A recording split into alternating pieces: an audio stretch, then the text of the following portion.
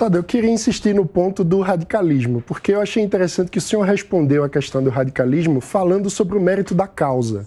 Mas eu acho que ninguém discorda que a causa da moradia é uma causa legítima. A questão que se coloca sobre radicalismo é muito mais sobre o método.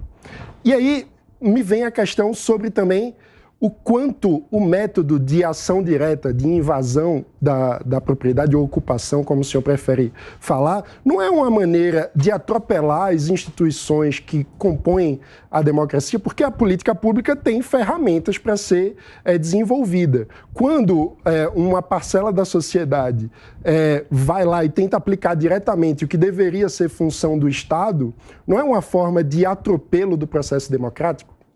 Mano, aí é uma discussão que nós precisamos fazer sobre o papel dos movimentos sociais na história. Veja, durante a ditadura militar, fazer manifestação pública era ilegal. Se o povo brasileiro tivesse respeitado isso, não teria tido o movimento das diretas já que redemocratizou o país. Você tem os movimentos sociais, durante muito tempo, o voto feminino não foi permitido. Se não fosse o movimento das mulheres ao longo dos últimos 100 anos, as mulheres não votariam até hoje. O que eu estou querendo dizer com isso é que o movimento social ele tem um papel de empurrar a sociedade para avançar. Ele tem um papel de pressionar as instituições. Mas é que a democracia, diferente da ditadura, prevê ferramentas legítimas para que a sociedade exerça essa influência sobre o poder público. Claro, a manifestação social é uma ferramenta legítima. Mas a invasão da propriedade... Não, mas nós não estamos falando de invasão. Espera um pouquinho. Vamos partir de novo do princípio. Você tem um imóvel que está abandonado, devendo mais imposto que o valor dele. Isso é ilegal. O poder público deveria notificá-lo, isso é o que diz a lei. Notificou. Em 1 ano, o proprietário tem que apresentar um projeto. Não apresentou o projeto, começa a incorrer IPTU progressivo por 5 anos.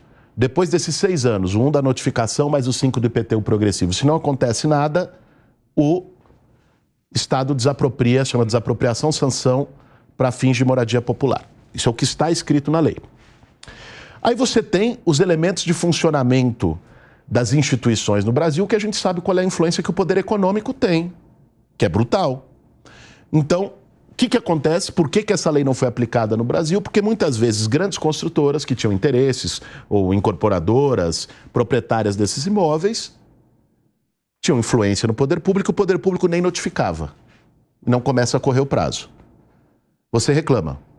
Você manda um ofício para o prefeito. Você faz uma manifestação na porta da prefeitura. Não acontece nada. Não acontece nada. O movimento não foi lá e fez favela. Em nenhum momento. O movimento fez uma ocupação simbólica naquele espaço para chamar a atenção para o problema e cobrar que a lei seja cumprida. O senhor diria que as ferramentas de representação dentro da democracia para a pressão do poder público são insuficientes, então? Que é preciso... Não, eu diria que o movimento social é que você está colocando como se a ação do movimento fosse contra a legalidade. E não é o caso. Não é? O movimento social, ele tem um papel de pressionar as políticas públicas para acontecerem. Qualquer que seja ele. Eu não defendo ilegalidade. Né? Para mim, ilegalidade, por exemplo, é o que aconteceu no 8 de janeiro, quebrar prédios públicos, depredar tudo, né? Ali é uma ilegalidade. Você pode dizer que no movimento social existiam excessos em determinados momentos? Existe, você está lá no calor da situação, acontecer excesso, bom, é um caso.